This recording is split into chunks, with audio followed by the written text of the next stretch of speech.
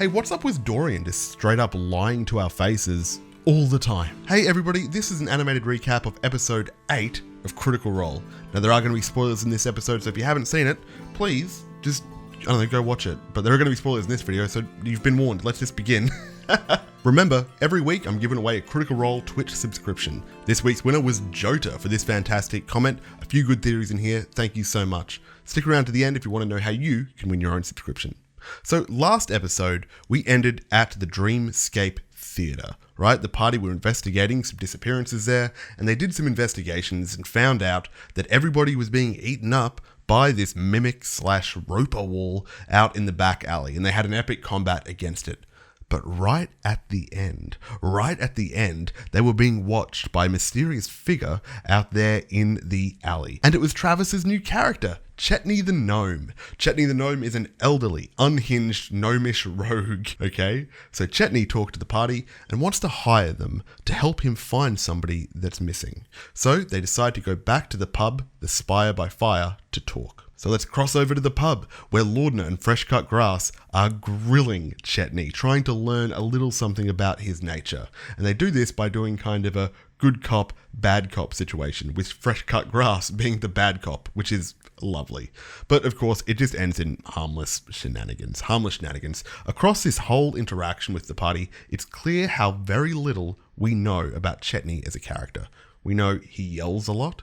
We know he swears a lot. He's confrontational and very strange. And he's very rude to Dorian for some reason. Dorian even says, "Why are you so mean to me?" We learn that Chetney is a woodworker. He's a master craftsman. He's a toy maker, really good, especially at making rocking horses. He's from a place called Uthadern, but he was fired from his last job, so he came to Drusar to find somebody named Gurj Kizreg. Gurj Kizreg. This person is the person that's missing, and this is a person that he came to find to try and find more work. Fresh Cut Grass summarizes Chetney's journey here and his goals really well. He says, "So you came to Marquette to find Gurj?" "Yes." "And then you found Gurj?" "I did." "And then you lost Gurj again?" "Yep." Chetney says that Gurj's house is in complete disarray. It's been rolled and Gurj is missing. He thinks that maybe Gurj might have been arrested, but he hasn't been to the prison or the jail to inspect that any further. In payment for this quest that Chetney's trying to get the party to embark on, he offers money, but Fern comes up with the idea of saying, "Hey, could you make us all toys? You're a toy maker. Can you make us all toys?" And I kind of feel I should point out here that there's this weird sexual energy between this gnome, Chetney the Gnome, and Fern the Fawn. And I'm not for it. I don't enjoy this at all. They pal around for a little while, but then Aurum points out to Imogen, "Hey, somebody followed us from the theatre." It's the person who Aurum and Laudna had previously followed in the previous episode. They'd stalked him through the streets, but they'd lost him, and they're presuming it's one of the Corsairs who's keeping tabs on them. Very brazenly, Aurum just kind of signals the Corsair to come over, and the girls even send them mind messages to say, "Hey, come over, it's fine." But this person that's following them is very creeped out, especially by Laudna, and just quickly leaves the pub. So Aurum and Chetney, the two smaller characters, give chase through the streets. Very stealthily, though. They're quietly trying to follow this person and not attract too much attention. And when they finally catch up to this Corsair they're following through the streets, Aurum rolls pretty badly on a roll and decides just to go brazen again and says, "Come on, man, don't lead us all the way through the streets. This guy's old, just come on." And the cloaked figure they've been following stops in the street and says, "I'm here for your friend, the blue one. I'm not here to cause trouble. It's a friendly conversation." So the rest of the party comes out to meet this person in the streets, and we learn, dun dun dun, it's Dorian's brother. It's Dorian's brother, right? And you can also kind of piece together here that this is the same Corsair that's actually popped up in a few other episodes when they've gone to see the Corsair. He's been around. Dorian is very cagey when talking to his brother. He's clearly trying to hide something from the party and trying to signal to his brother to kind of keep it a secret. It's a very cagey conversation. But eventually what they do after this tense conversation is they decide, all right, let's all go to the pub to talk. And this is as close to an argument as I've ever seen. Like, Robbie was playing a very angry character here, and we haven't seen Dorian this way before. Dorian's brother Cyrus reveals that he's a member of the Corsairs. He left his home to travel just as Dorian did, and just as his parents did in their youth. Now, he wanted to see the world before being shackled by responsibility, but now he's in trouble. There is a 20,000 gold piece bounty on his head. Now, he had been out there partying, seeing the world, and he needed to make a little bit of money, right? So he became a hired guard for a caravan. But the other caravan guards turned out to be bandits. Oh no, what a twist. So there's this cart there with the letters JH carved onto the side, and it burst open in this attack from the bandits to reveal a massive stone golem inside. But the leader of these guards turned bandits named Nova gave it commands, and it, scooped up a bunch of gold and ran off with them. So Cyrus took the fall, got arrested, and escaped from custody, and now they're on the run. Now, my theory here, by the way, is that it's not a stone golem. I think it's a shield guardian, which is a challenge rating 7 monster that is compelled by somebody wearing a command item. So I'd presume this Nova character has the command circlet or the command necklace, and that they're issuing it commands. Here we go, here's the juice. We learn that Dorian has been lying to the party the whole time. Dorian, that's not his name. That's not his name, and I'm sure that this is not news to anybody that's seen EXU, but a few of us, we're Campaign 3 only people, right? So Dorian's real name is Bronte's second son, Wyvernwind, and he's pretty much a prince of this society called the Silken Squall. His family are pretty much royalty, and they solve Air Genasi issues like kind of wise oracles in their floating, ever-moving city. Ashton has a bloody great line here. He says, "You ran away from a family of oracles?" It's amazing they didn't see that coming. Dorian's brother Cyrus comes off as kind of stupid throughout this whole conversation, and I think his character actually shifts a little bit. I think that Matt might have been adjusting the character of Cyrus to kind of match Dorian's energy, because Dorian was being very berating and condescending and kind of fed up with Cyrus's BS, and Matt just kind of fed into that. Go like, oh yeah, this character is kind of incompetent, which I don't know, I kind of liked that himbo energy. I think it was nice. For example, we learned that Cyrus once had a pet rock that died. Okay. Dorian ends up walking his brother out of the pub and says he's gonna help him. They have a lovely conversation, and he gives his brother his sending stone, right? So this is something that's gonna let them communicate in an emergency. So if one person's in trouble, the other's gonna come a-running. Pretty sure there's a song. He's my brother, he ain't heavy. On the way back home, Dorian is walking alone, and this is very reminiscent of when Bertrand was walking alone at night and got murdered in the street like a dog. And Matt even sets up this kind of parallel there where you think it's like, okay, roll for stealth, so you're walking alone at night and something, nah, it's fine. I love it. At this point, the cast of Critical Role take their break, and you know the rules. They take their break, we take our break. So my name's Matthew Perkins, and I would love to see you join our Discord channel, because there we have a special room where we can talk about Critical Role live as it airs. You see the live chat against the Twitch video, and it's just zooming so fast you can't have any meaningful conversation. So this is a smaller space where you can chat with like-minded people and share your theories. So it's over at matthewperkins.net/Discord. Now, let's get back to the video. In the morning, after a long rest, the party is faced with a decision. Which quest line are we gonna follow now, right? We've got a couple of options. So we could go with Chetney's quest to find the missing Gurge, or we could go with Dorian's brother's quest to kind of absolve him of this bounty and situation that he's in. I don't even know how they're going to begin to approach that situation, okay? That's a lot to unpack, difficult to do. So they decide to go with the much more manageable, hey, Gurge is missing. At this point, they notice somebody putting up a poster outside the inn, outside the pub, and they go out and read it. And here's exactly what it says. The rise of violence, attacks, and dangerous lawlessness at the hands of the Corsairs grows at a disastrous rate, unimpeded. The Quorum ignores our plights, and the Wardens of the Wild are stretched too thin. Demand skilled hands to protect us. Demand Quorum approval and authority for the Paragon's call.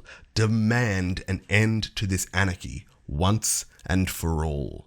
Now, the Paragon's Call, we learn here, is a well-known mercenary group, and they're well known for their very effective measures. Ashton even says they are not fun mercenaries. So the party's got to go to Gerge's abode to investigate what's happened there, and they decide to catch a cable car to get there, one of those devices, those vehicles that stretches between the spires in this town. Now, Imogen is kind of squeamish about heights, and Fresh Cut Grass has a lovely moment where they cast calm emotions to help her across. It turns out that Gerge lives in kind of an industrial area. There's a smell of sulfur in the air. It's a bit of a thing here. When they get to Gerge's abode, they find the door locked, but now they have a rogue in the party, so Chetney just deftly opens up the door. How good is it to have a rogue? Thank you, rogue. Thank you. Now, inside this place, well, it's been rolled. The furniture is turned upside down. It is in disarray. Fresh Cut Grass casts the spell light from his eyeballs, and they kind of light up like headlamps. I don't know. I love that visual. It's so beautiful. Laudna investigates the furniture in the house, and she finds some gashes in the wood, like something has slashed at it. Oh my goodness, they are claw marks. But these are way too large to be from the shade creepers they fought earlier. Unless it's like a bigger shade creeper, maybe? The party finds smatterings of blood in between the stone and the grout, but they notice that the flagstones, the actually flat bit of the tile, that had blood on them, but it's been wiped clean. Very suspicious, very suspicious. A woman comes out from upstairs, not in the building, but like from a neighboring building, and says, "Sorry, can I help you?" Now, this is Seanock. This is the woman that rented Gerge the place. She's the landlady. But Gerge, he's disappeared. He hasn't paid the bill. She's not happy. She gives him a few clues about other goings-on that have been happening, like saying, "Oh, it's so crazy. What about that dire wolf attack down the road the other day? What about that explosion at the core spire? What about those hauntings? Those Wilders, oh, they're useless." I'll remind you, Wilders are cops. And the explosion at the core spire, the party was in there. The party was there when all that explosion happened and the furniture attacked. That was episode 1. The party decides to go down to the factory to investigate this direwolf attack, because maybe there's a parallel, right? A wolf attack down the road, and some kind of big old creature attacked here at Gerge's attack. Same person? I use person loosely. Same wolf? We'll find out. So they go down to the factory and they talk to a warden there, right? Now this warden says, "Hey, we dealt with that attack a few days ago. We put that creature down." Fresh Cut Grass goes so far as to ask about Gerge directly to this person and casts Detect Thoughts. This is this party's favorite spell. Now this person thinks, how do these people know that guy? I'm going to have to go and check with the boss. So the guy decides to go leave, and Fresh Cut Grass turns to the party and goes, he's lying to us. He's telling us a fib. In response to this, Fern transforms into a rodent. Oh, I love Fern. She transforms into a rat. She's going to follow this lad. She's going to get that intel. She's going to do everything that a good spy rat does. Rat Fern follows this warden, and the warden is kind of shutting down work in the factory as he's going through. This is clearly a bigger deal than we've been led to believe. Now, this warden finds the boss and talks to him and says, "Hey, this strange party has been asking questions about Gerge." And the boss says, "Tell them that Gerge has been arrested and is being held in the granite hold and will be released upon business that is none of theirs. I'll take care of the rest." Now, Fern is listening as a rat, as a cute little rat, as a squeaky little rat friend outside the door. And the door opens. Fern is in the way of the door. Ashley has to roll a dexterity saving throw. Rolls incredibly low and fails. So then she decides to roll. Okay, let's work out how much health the rat has. She rolls a d4, calculates that she only has 1 hit point. And Matt is throwing so many bones here. And then Matt decides, okay, roll a d6, and if it's like this number, then you're going to take 1 damage. If it's this number, then you're not going to take any damage. And she rolls a number that deals her damage. So she gets stepped on by one of these guards, takes 1 point of damage, and per the rules of Wild Shape, immediately transforms into her 7-foot fawn form. And the session just ends. I don't think the session was meant to end there. Just maybe Matt didn't know what to do next. So it's like, okay, everybody go home. We're done. Oh my goodness. That was an interesting kind of episode. but I have some thoughts. Let me just say real quick, if you do want to win this Twitch subscription, then all you have to do is leave a comment, let me know what you thought about the episode, and I do favor longer comments that encourage discussion, so let me know what you think, please, down below. And also make sure to mention the word Twitch in the comments so I can find it, and mention your Twitch username so I know who to give the subscription to. Now, I have some controversial thoughts here. I didn't enjoy this episode a whole lot. And there's something I'm not enjoying about the campaign so far, and I've been struggling to work out what it is. At first I thought it was, okay, maybe I'm just not enjoying the slow kind of like directionless pace of this. Like, because if I were to try and say, what is this party doing? If someone comes up and goes, Matt, what's the party in campaign 3 trying to do? I wouldn't have an answer for them. They don't have a unified goal yet. They don't even have a team name, right? And without that direction, sometimes I feel a bit lost. And I feel that sometimes they feel a bit lost. Like, we're kind of bouncing around from side quest to side quest, and sometimes it's hard to see how they're connected, even though I'm sure they are. I'm sure retroactively we're going to see a lot of the ways these are connected. But I think that the real thing that's making me feel not great is that there's not a lot of conflict. Do you know what I mean by that? Like, who are the party's enemies? Do they really have any? When they had Duggar, the slimy dwarf that they ended up killing, that was very interesting, especially when he was alive and out there. But we resolved that conflict almost immediately out there. So imagine right now if we had this exact same situation. We were in this exact same situation, but they hadn't killed Duggar, and Duggar was still out there somewhere. Just the threat of having a character out there that had a personal vendetta against the party, a reason to kill them, and had already killed one of them, that would be so much drama. That would be so much conflict. And I just feel that at the moment, we're missing that. So what I want to see in the next 3 or 4 episodes is I just want to see a character come out that the party hates, and that hates the party. And I want this person to live. You know what I mean? Maybe this is a stupid opinion, but whatever. There are 2 more things I want to point out here. The first is that Matt has been pointing at the Wardens for quite a while. Every single NPC has said about the Wardens, oh, they're not doing a very good job. They're stretched too thin. They don't have a good sense of justice. They're just bureaucrats that do paperwork. They can't even investigate this wolf attack good enough. So Matt is clearly saying, look, party, just please go and investigate the Wardens. That's where the main story is. And the last thing I want to point out, and this is a little bit bonkers. So remember those initials that were on the side of Cyrus's cart that exploded and had the shield guardian inside? JH.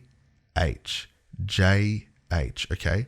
So Imogen pointed out that when she read the letter of Ashton earlier, she said, look, I recognize the letters JH on that letter, and Ashton didn't actually want to pursue that line of questioning yet.